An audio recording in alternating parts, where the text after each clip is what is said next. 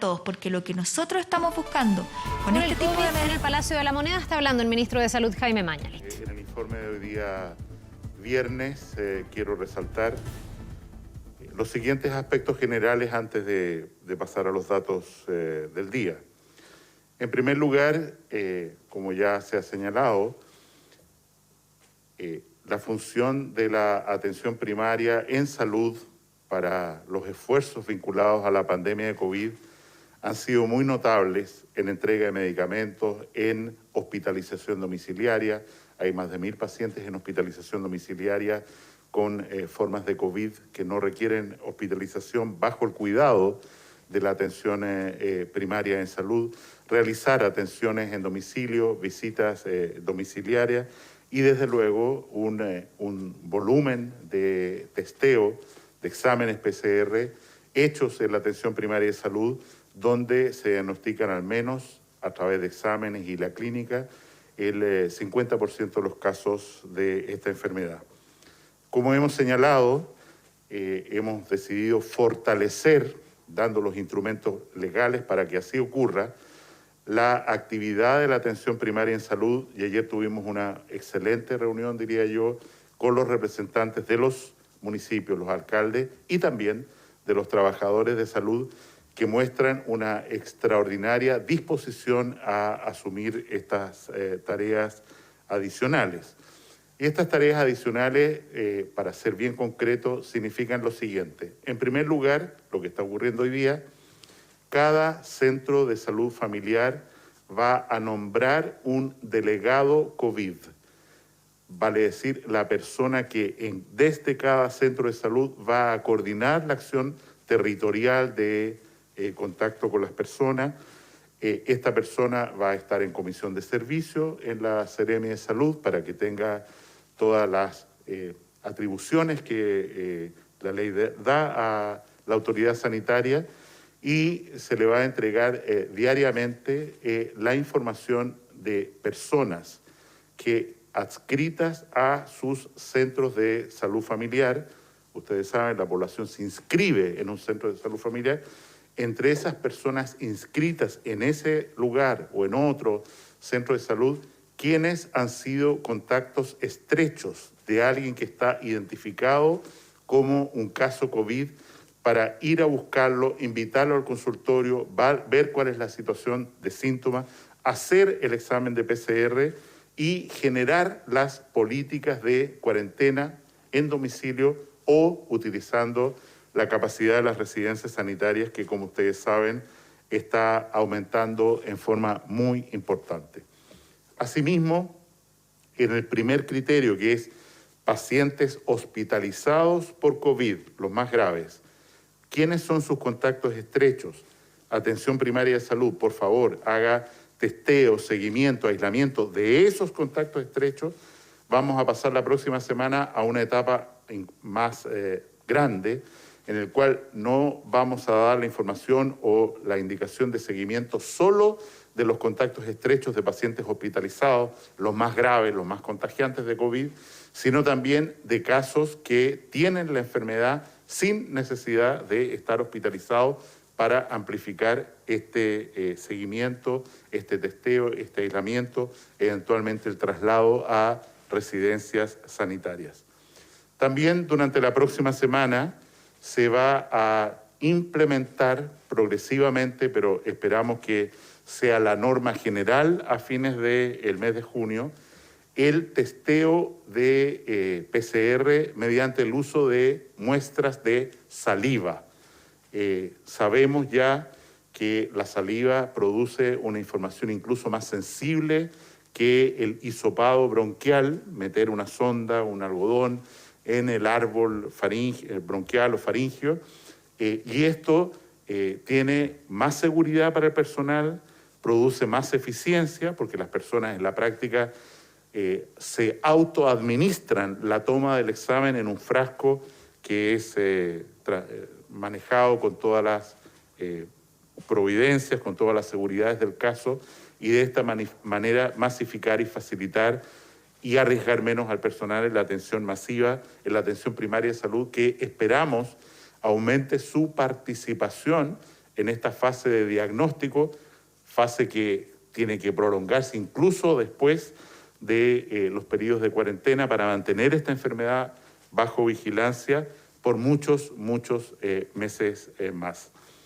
Como contraparte, insisto, los representantes de los trabajadores y de los municipios, habiendo señalado ya su disposición y entusiasmo, diría yo, por participar de este trabajo, lo agradecemos sinceramente, han solicitado algunas ayudas en términos de recursos financieros, contratación de personal, contar con vehículos para visitar a las personas que se requieren, todos elementos que han sido comprometidos por el subsecretario de Redes Asistenciales, don Arturo Zúñiga, y algunos ya se estaban entregando, vamos a entregar más, para que efectivamente esta misión se cumpla de forma muy eficaz.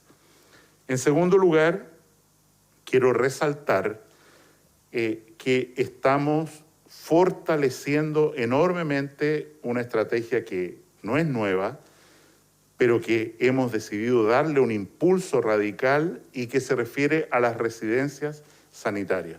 Las residencias sanitarias son lugares donde las personas no están clínicamente enfermas o tienen síntomas muy leves, pero están contagiadas por coronavirus y es necesario apartarlos del lugar donde ellos residen habitualmente para frenar los contagios que ellos pueden producir a terceros.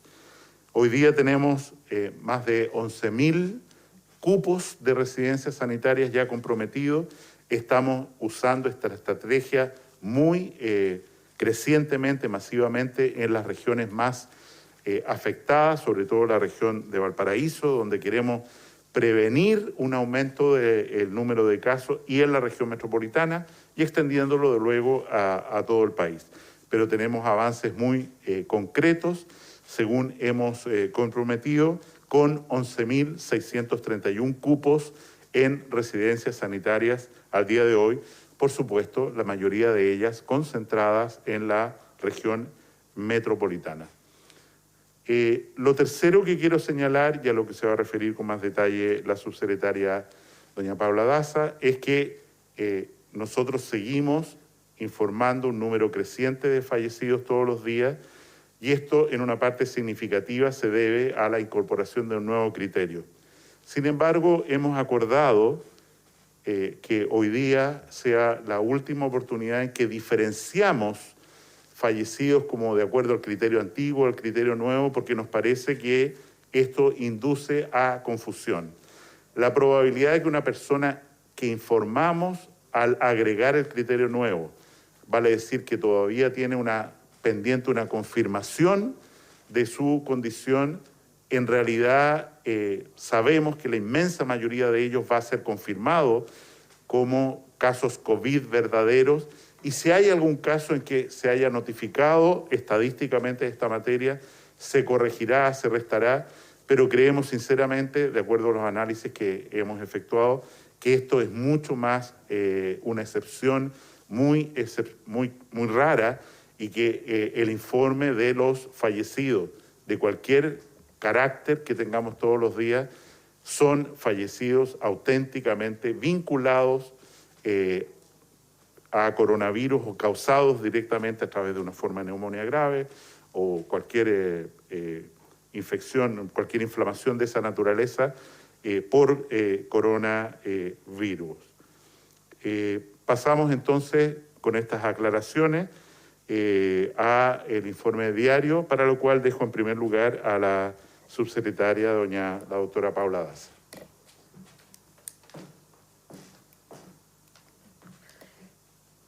Muy buenos días. Como todos los días vamos a informar la situación de las últimas 24 horas en nuestro país. Sigue siendo la situación crítica con respecto al número de casos. El número de casos nuevos que hemos tenido en las últimas 24 horas son 4.207 casos, de los cuales 3.790 son personas con síntomas y 417 son asintomáticas, cifra que se había mantenido estable alrededor de un 10-12% de los casos nuevos que hemos ido teniendo son casos asintomáticos. La cifra total de personas diagnosticadas con COVID-19 en el país alcanza 122.499 casos totales, de los cuales se han recuperado a la fecha 21.693. Finalmente, quiero decir que lamentamos el fallecimiento de 92 personas en relación con los nuevos criterios y en relación a eso quiero decirles que del total de casos confirmados de fallecimientos que hemos tenido hasta el momento, 20 personas corresponden al criterio antiguo y de las cuales 72 son al criterio nuevo. Como comentó el ministro, esta diferencia la vamos a dejar de informar porque efectivamente puede informar a error debido a que, como sabemos, la mayoría de los casos que hemos visto que informa el certificado de función como casos asociados al COVID-19, estos casos, a pesar que la PCR aún no ha sido informada, la mayoría de ellos tiene una relación, debido a la circulación viral que estamos teniendo en nuestro país, tiene una relación con el COVID-19. Por lo tanto, para ser más transparente y para tener la información disponible para la comunidad, el total de casos fallecidos son 92. Quiero finalmente decirles que del total de casos confirmados, no di la información, 21.693 son casos activos, no recuperados.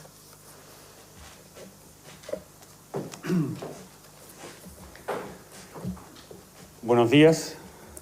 Antes de comenzar con la segunda parte del informe, queremos lamentar el fallecimiento de Cristian Espinosa Mesa, trabajador del Hospital de Talagante, quien murió por una enfermedad, una neumonía compatible con coronavirus, y al doctor Guillermo Solar Ollanedel, broncopulmonar, que tuvo una destacada labor en el Servicio de Salud Metropolitano Occidente.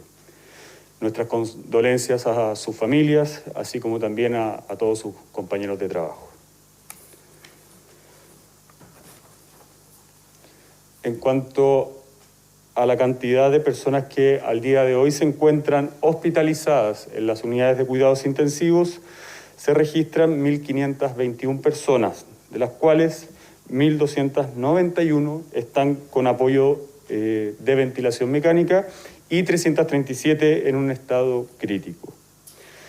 En relación a la red integrada, al día de hoy se encuentran disponibles 327 ventiladores, además de 400 equipos de oxigenación de alto flujo que fueron entregados durante el día de ayer a distintos hospitales, tanto de la región metropolitana como también de regiones que están teniendo un mayor número de contagios. En cuanto a la red de laboratorios, el día de ayer, en una cifra récord, se registraron 21.780 exámenes informados por laboratorios durante las últimas 24 horas, acumulando 668.556 exámenes. Por último, en relación a la cantidad de residencias sanitarias, ya se encuentran disponibles 11.631 camas, en 129 residencias sanitarias a lo largo de todo el país. Quiero enfocarme en este último punto acerca de la importancia del uso que debemos darle. Estas residencias están facultadas para poder entregar, obviamente, alojamiento, para poder entregar alimentación y cuentan con un equipo de salud que está en permanente contacto con cada una de las personas que habitan estas residencias para saber el estado de salud. Y en caso de que alguno de ellos presente algún agravamiento de su salud, esta persona es trasladada inmediatamente a un centro asistencial. Estas residencias tienen todo lo necesario para que cualquier ciudadano, cualquier chileno pueda cumplir de forma efectiva con una cuarentena exitosa. Esto quiere decir no contagiar a sus seres queridos, no contagiar a sus vecinos, no contagiar a los adultos mayores y a enfermos crónicos, que son quienes más riesgo tienen de ser hospitalizados en caso de contagiarse. Eso es todo en cuanto al reporte del día de hoy. Cedo la palabra para poder responder sus preguntas. Muy buenos días. Subsecretario Zúñiga, hoy día conocimos la información de que su chofer se encuentra hospitalizado por síntomas relacionados con COVID-19. En ese caso, preguntarle primero claramente cuál es su situación de salud, si es que el examen PCR ya dio un resultado concluyente. También preguntarle si el chofer es a la persona que usted se refirió el día 26 de mayo cuando calificó como contacto estrecho y por eso inició su cuarentena preventiva. Si no ese es el caso, ¿cuándo habrían comenzado sus síntomas y si pretende o está pensando en tomar otra medida, por ejemplo, una nueva cuarentena? A ver, la persona efectivamente está hospitalizada desde hace ya una semana y se encuentra con todos los cuidados necesarios. Más información no se debe entregar por respeto a la Ley de Derechos y Deberes del paciente. Pero, subsecretario, en su caso, ¿tuvo algún contacto estrecho como para usted poder comenzar una cuarentena preventiva? Lo digo porque claramente repercute en todas las personas con las que usted se relaciona. A ver, quiero ser bien claro en esto. Este caso no fue calificado como contacto estrecho mío y es por eso que se toma esta decisión, ¿ya? Esto fue evaluado por la Seremia de Salud y no está definido como un contacto estrecho. ¿Qué tal, subsecretario? Una consulta en general también. El ministro Mañalich había dicho el miércoles, cuando se anunció la extensión de la cuarentena en la región metropolitana, que parte hoy a las 22 horas, que no estaban siendo efectivos los niveles de disminución de la movilidad de la región metropolitana, según un estudio de la Universidad de Chile, entre un 15 y 20% nomás se ha reducido en las comunas más vulnerables. ¿Va a haber una reducción de permisos, como se había indicado este miércoles, que habían dicho que tenía que ser más estricta la entrega de estos? ¿Se van a reducir para la próxima semana? Y si no, ¿cómo va a ser más efectiva esta cuarentena durante esta semana? ¿Qué va a ser la diferencia?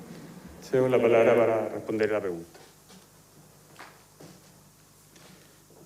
Respecto a la pregunta anterior, el subsecretario efectivamente se hizo un examen de PCR, ese resultado fue negativo. Y respecto a lo que se pregunta en este momento, en la reunión que tenemos con el presidente de la República, efectivamente se tomó la decisión de primero fiscalizar mucho más intensamente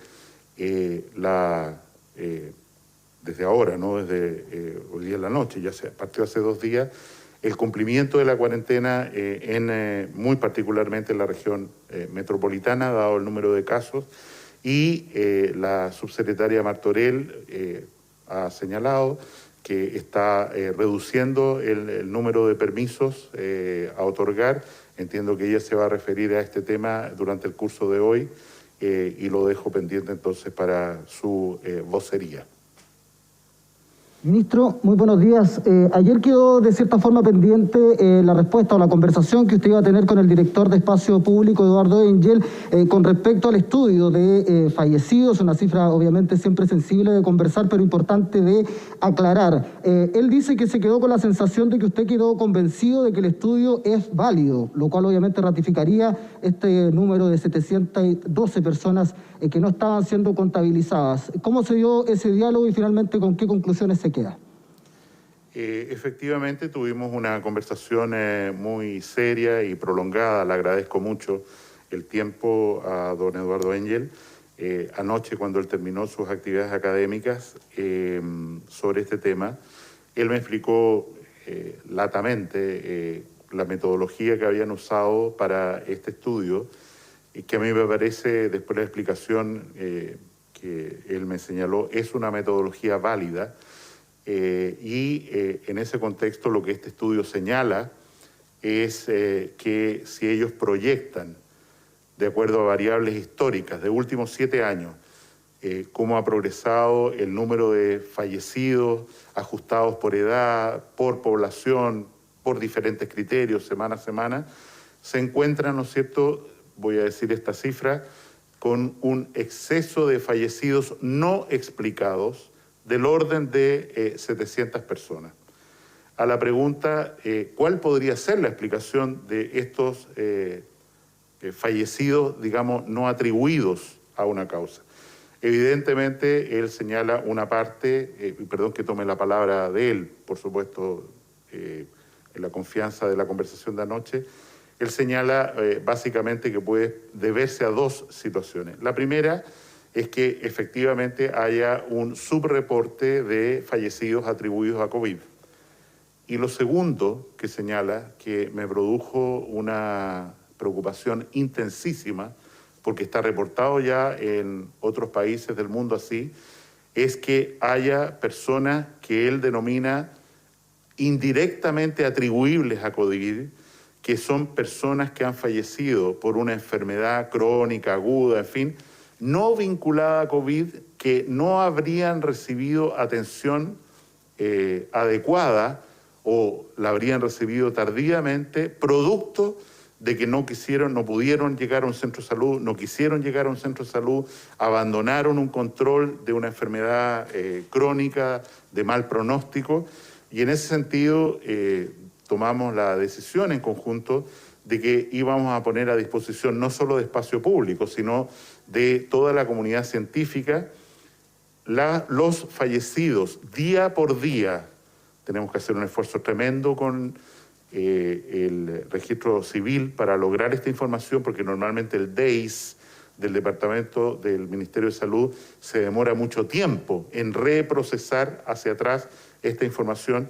Lo que vamos a hacer es entregar todas las bases de datos a la comunidad científica respecto a fallecidos día por día durante los últimos 5 años, agrupados por grandes clasificaciones de CIE-10, la clasificación internacional de enfermedades en su versión 10, para que no solo espacio público, sino que cualquier investigador pueda aclarar si existe realmente este exceso de fallecidos, cuál es la causa. Quiero decirlo, o a qué se puede atribuir más claramente.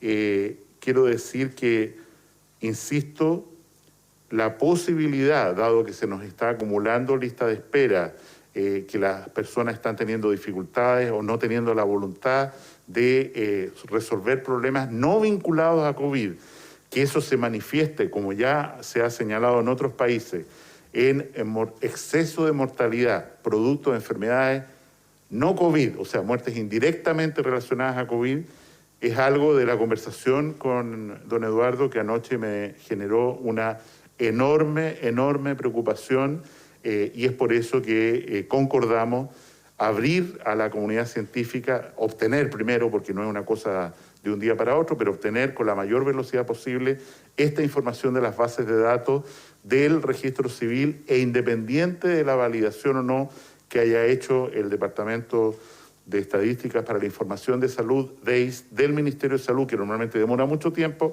dada la situación de pandemia y esta pregunta, tratar de aclarar esta situación a la brevedad. Ministro, por esa preocupación entonces se hace el cambio ahora de no informar el criterio antiguo y nuevo, porque la diferencia es bastante si hubiésemos seguido con el criterio antiguo, solo se hubiesen informado 20 fallecidos. Como hemos señalado, estos fallecidos se habrían informado de la misma manera, porque suponemos que la mayoría de ellos, ya lo señalé al principio, salvo un caso, 2 casos, van a ser confirmados a través de un PCR positivo que nosotros tomamos universalmente. Hoy día hemos reportado prácticamente 22.000 exámenes de PCR nuevos tomados en las últimas 24 horas, y este esfuerzo por aumentar y acortar, como está ocurriendo, la espera, permite identificar más rápidamente la respuesta. En el caso que hemos señalado de los fallecidos, nos parece que, dado que asumimos que toda aquella persona que está fallecida con un certificado de función que dice en alguna forma esta muerte tiene alguna relación con COVID, y que esa persona, como hacemos en Chile, se le hace a la inmensa mayoría de ellos un PCR, incluso cuando llegan en paro cardiorrespiratorio en un servicio de urgencia, es que la posibilidad de que haya un error y que en realidad sea 1 menos, 2 menos, no lo consideramos relevante a la hora de ser completamente transparentes y entregar información que además tiene un sentido de eficacia. eficacia a la hora de tomar medidas, porque si nos demoramos, como nos demorábamos antes, porque los informábamos igual, varios días, ¿no es cierto?, a lo mejor hay una región donde, o un lugar preciso donde se está produciendo una alarma por fallecimientos asociados a COVID, y en la metodología antigua nos demorábamos 3 o 4 días en ver eso con claridad, y hoy día lo vemos anticipadamente. Y es por eso que no podemos decir que haya 2 tipos de fallecidos. Todas las personas que hemos informado, 92 hoy día, son fallecidos por o con COVID, de acuerdo a las definiciones que ha señalado la Organización Mundial de la Salud. Hola, ministro. Buenos días. Ayer le consultábamos por la situación en el hospital modular del Sotero del Río. Volver a consultarle al respecto, en qué situación se encuentran los pacientes y si ya se solucionaron los problemas en aquel recinto.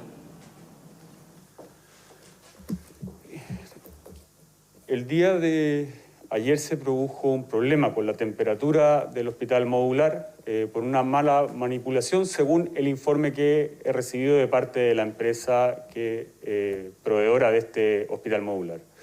Esta temperatura ya fue corregida, pero por motivos de seguridad de los pacientes hemos tomado la decisión de mantenerlos dentro del Hospital Sotero del Río a la espera de hacer una prueba completa de que esto funcione de buena forma y de esa forma poder brindar un buen cuidado a los pacientes.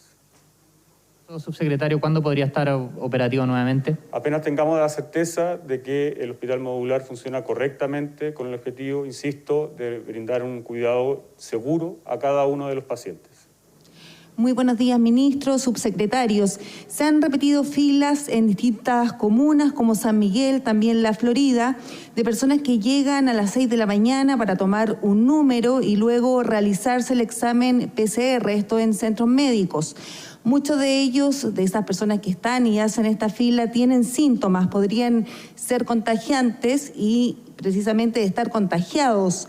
¿Cuál es la recomendación que se realiza en estos casos para estas personas? ¿Se deben quedar en sus casas? Se lo pregunto además porque ellos necesitan la confirmación de la enfermedad para efectos de la licencia médica. Si nos puede aclarar esa situación. Como he señalado, nosotros queremos aumentar la capacidad de testeo en la atención primaria de salud y hacerlo de una manera tal que no genere colas ni... Y en ese contexto hemos implementado más y más laboratorios, si no recuerdo mal, el informe de ayer corresponde a 80 laboratorios a lo largo del país, un récord también, no solo en el número, sino en el número de laboratorios que informan. Eso permite, ¿no es cierto?, resolver más rápidamente las respuestas. Pero respecto a lo que usted pregunta, nos parece absolutamente crucial, porque estamos conscientes de del problema que menciona, pasar a una forma de testeo diferente en la atención primaria de salud, validada por nuestro comité de expertos y según el comité de expertos, incluso con un valor de sensibilidad, con una eficacia, llamemos, incluso mayor que la muestra del testeo tomado a través del hisopado faríngeo. Perdonen que sea muy concreto en esto. Hoy día llega una persona, como usted dice, toma horas en un consultorio para tomarse una muestra porque tiene sospecha, porque fue contacto, en fin. Queremos que, en primer lugar, se habiliten durante la próxima semana locales, salas de espera, salas especiales, donde las personas entren, se autotomen el test, quiero decir, aquí está su frasco para la muestra, la persona que los atiende 1 por 20, no un funcionario que tiene que hacer una muestra y demorar, sino que siéntense por favor separados, 20 personas, aquí están las muestras, por favor llénenla y ustedes me perdonan el lenguaje, llénenla de secreciones, de saliva, hasta 1/3 del frasco, ciérrenla, la persona que recibe está con guantes, las etiquetas, las entrega. Esto estamos seguros, o sea, es así, va a acelerar enormemente la velocidad del proceso de toma de exámenes para que no ocurra lo que usted señala, y es el motivo fundamental por el cual queremos pasar a esta nueva modalidad de toma de exámenes de PCR. Yo creo que en un horizonte que esperamos aumento, más y más tomas de exámenes, precisamente por esta tarea de vigilancia, testeo, aislamiento que con el cual se está potenciando la atención primaria, es que necesitamos a la brevedad cambiar de modalidad, independiente que también, por supuesto, los funcionarios de la atención primaria de salud, también los de Ceremi fortalecidos, puedan ir a los domicilios, a los lugares de trabajo a tomar muestras. Pero en relación a la llegada al consultorio tenemos que cambiar drásticamente. En relación a la capacidad de testeo, yo diría que en general en el país estamos en una buena situación. Tenemos un problema, voy a decir, de validación de las muestras enviadas o procesadas por el laboratorio de la Fundación de Salud del Teniente de Rancagua. Creo que lo vamos a poder validar en 2 días más. Hay una persona encargada a nivel país que está transfiriendo muestras de distintas partes, como se hizo intensamente ayer, para lograr estos números. Me parece que estamos en un proceso adecuado en un país, a diferencia de otro, que ha fijado la política de testeo con PCR para el diagnóstico, la confirmación, el seguimiento, aislamiento, como un elemento crucial que vamos a defender con todo el esfuerzo que se requiere para el diagnóstico y manejo de esta infección. Ministro, ¿y desde cuándo se va a implementar esta nueva modalidad de la que usted habla? ¿Ya la próxima semana? ¿Cuándo van a ser esos plazos? Durante la próxima semana, por supuesto, estamos adquiriendo los insumos, perdón que sea súper simple, los frasquitos, tenemos que capacitar al personal, tenemos que encontrar los lugares donde estamos empezando el invierno, la gente pueda hacerse este muestreo, que es muy rápido, en forma mucho más masiva.